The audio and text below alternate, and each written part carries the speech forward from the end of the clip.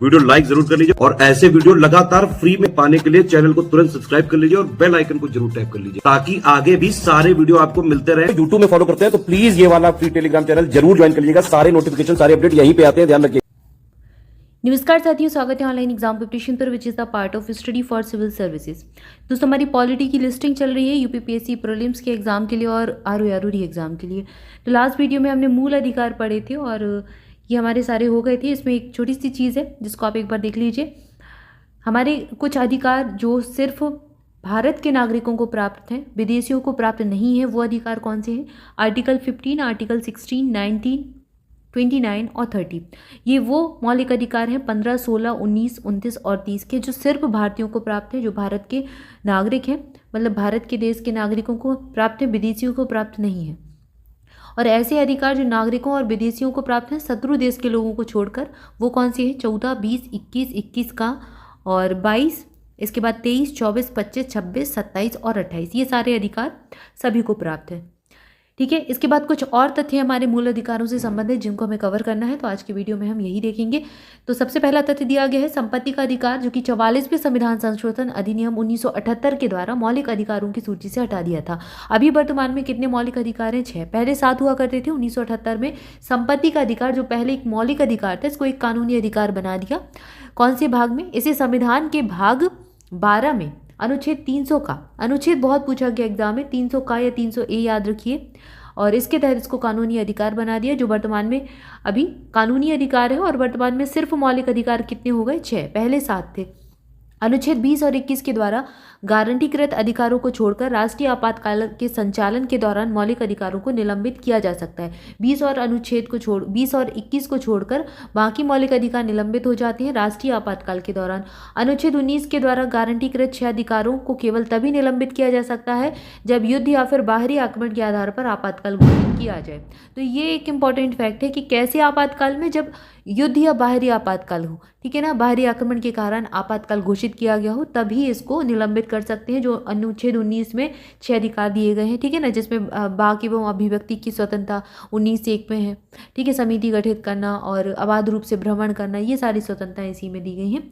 इसके बाद अगला तथ्य दिया गया, भारतीय संविधान के अनुच्छेद 19(1) के तहत सूचना का अधिकार एक मौलिक अधिकार है और 1976 में राजनारायण बनाम उत्तर प्रदेश राज्य मामले में सुप्रीम कोर्ट ने फैसला सुनाया कि सूचना के अधिकार को अनुच्छेद 19 के तहत मौलिक अधिकार के रूप में माना जाएगा। तो राइट टू इन्फॉर्मेशन इसी में आ जाता है। मतदान का अधिकार एक संवैधानिक अधिकार है और अनुच्छेद 19(1) के तहत प्रेस की स्वतंत्रता का अधिकार भी रखा गया है। संविधान का 46वां संशोधन बहुत इंपॉर्टेंट है। इसमें अधिनियम 2002 में भारत के संविधान में अंतः स्थापित अनुच्छेद 21 का ऐसे ढंग से कि जैसे राज्य कानून के द्वारा निर्धारित करता है, मौलिक अधिकार के रूप में 6 से 14 साल के बच्चों की सभी बच्चों को मुफ्त और अनिवार्य शिक्षा का प्रावधान रखा गया है। तो ये कब आया था? 2002 के अधिनियम से 46वां संविधान संशोधन याद रखना है। शिक्षा का मौलिक अधिकार यहाँ पर आ गया था कि 6 से 14 वर्ष तक के बच्चों की शिक्षा निःशुल्क और अनिवार्य होगी। निःशुल्क और अनिवार्य बाल शिक्षा यानी RTE, जिसको राइट टू एजुकेशन कहा जाता है, ये भी पूछा जाता है। ये कब का है? राइट टू एजुकेशन एक्ट है 2009 का। और ये बच्चों का अधिकार, जिसको अनुच्छेद 21 का के तहत परिणामी विधान का प्रतिनिधित्व करता है। ये कनेक्ट किससे होता है? आर्टिकल 21A से, ठीक है। तो ये इसके लिए एक अलग से RTE राइट टू एजुकेशन बना है। अधिनियम 2009 आया था जो कि अनुच्छेद 21 का पालन करता है। इसका अर्थ है औपचारिक स्कूल जो कतिपय अनिवार्य मानदंडों और मानकों को पूरा करे, संतोषजनक है और एक समान गुणवत्ता वाली पूर्णकालिक प्रारंभिक शिक्षा के लिए प्रत्येक बच्चे का अधिकार है। मतलब शिक्षा का अधिकार है, 6 से 14 साल तक के बच्चों को निःशुल्क और अनिवार्य शिक्षा मिलनी चाहिए। अनुच्छेद 21 का और RTE अधिनियम 1 अप्रैल 2010 को लागू हुआ था। तो ये भी पूछा जाता है कि RTE एक्ट लागू कब हुआ था? 1 अप्रैल 2010 को, और इसी के साथ अनुच्छेद 21 का भी लागू हो गया था। भारतीय संविधान का अनुच्छेद 13 घोषित करता है कि मौलिक अधिकारों से असंगत या फिर उनका अल्पीकरण करने वाली विधियां शून्य होगी। दूसरे शब्दों में यह स्पष्ट रूप से न्यायिक समीक्षा के सिद्धांत का प्रावधान करता है। यह शक्ति सर्वोच्च न्यायालय को अनुच्छेद 32 और उच्च न्यायालयों को 226 के तहत प्राप्त है, जो किसी कानून को असंवैधानिक घोषित कर सकते हैं। तो ये बात भी आप याद रखिएगा। ये हमने पढ़ा भी था कि अनुच्छेद 32 अभी हमने देखा था जहाँ पर सर्वोच्च न्यायालय को शक्तियाँ हैं, और वही शक्तियाँ जो अभी हमने 32 में पढ़ी थी, वही शक्तियाँ 226 के तहत, अनुच्छेद 226 के तहत हाई कोर्ट को भी प्राप्त है। ठीक है, परमादेशबंदी, प्रत्यक्षीकरण वगैरह आपने पढ़ा था अभी। इसके बाद अगला तथ्य दिया गया, मूल रूप से अनुच्छेद 19 में 7 अधिकार थे, लेकिन संपत्ति के अधिग्रहण, धारण और निपटान के अधिकार को 44 में संशोधन अधिनियम 1978 के द्वारा हटा दिया और ये 300 का में पहुंच गया है। मौलिक अधिकारों के कार्यान्वयन का दायरा जो है अनुच्छेद 31A संपत्ति आदि के अधिग्रहण के लिए प्रदान करने वाले कानूनों की बचत, अनुच्छेद 31B जिसमें 9वीं अनुसूची के कुछ अधिनियम और विनियमन का सत्यापन है, और 31C कुछ निर्देशक सिद्धांत को प्रभावी करने वाले कानूनों के द्वारा सीमित है। जब किसी नागरिक के मौलिक अधिकारों का उल्लंघन होता है तो पीड़ित पक्ष के पास सीधे उच्च न्यायालय या सर्वोच्च न्यायालय जाने का विकल्प होता है। चूंकि अनुच्छेद 32 द्वारा गारंटीकृत अधिकार अर्थात जहां मौलिक अधिकारों का उल्लंघन हो वहां उच्च न्यायालय को स्थानांतरित करने का अधिकार अपने आप में एक मौलिक अधिकार है। अनुच्छेद 32 के तहत वैकल्पिक उपाय की उपलब्धता राहत के लिए कोई बाधा नहीं है। हालांकि सुप्रीम कोर्ट ने फैसला सुनाया कि जहां अनुच्छेद 226 के तहत उच्च न्यायालय के माध्यम से राहत उपलब्ध है, पीड़ित पक्ष को पहले उच्च न्यायालय का रुख करना चाहिए।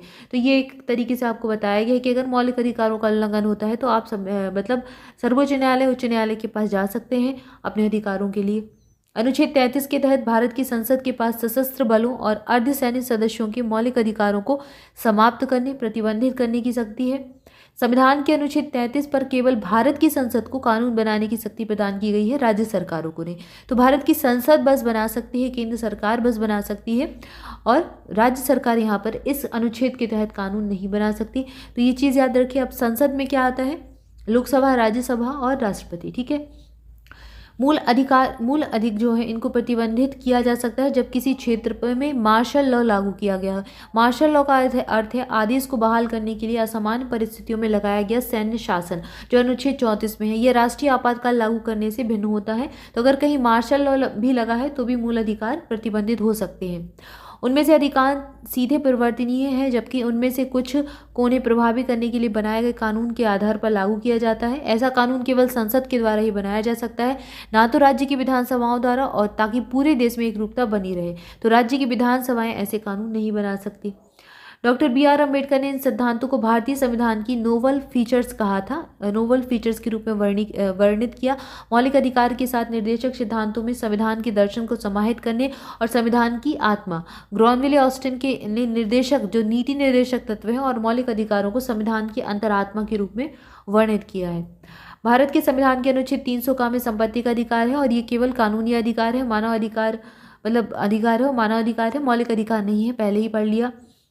और यही वही आर्टिकल 21 दिया गया है, और RT राइट टू एजुकेशन 6 से 14 वर्ष के बच्चों की मुफ्त और अनिवार्य शिक्षा, वही तथ्य आपको यहाँ पर दोबारा दिया है ताकि और चीज़ें क्लियर हो।